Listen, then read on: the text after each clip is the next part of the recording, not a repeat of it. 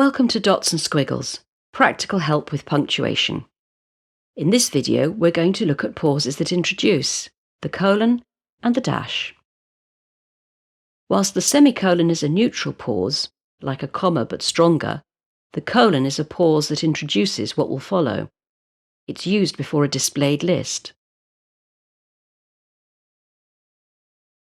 If the list is in text, only use a colon to introduce it if there's a natural pause before the first item.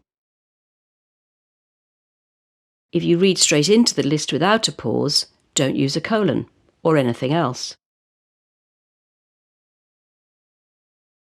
A colon is needed in a sentence where the first part introduces the remainder.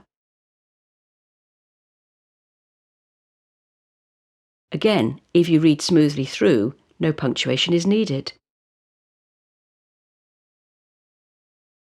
The dash is similar to the colon in that it introduces, but it can only be used in a sentence and is a much less formal mark, often used before a throwaway comment. So the colon and the dash are the two pauses that introduce. Check out the other short videos for help with all the punctuation marks. You're welcome to share this on any social media platform.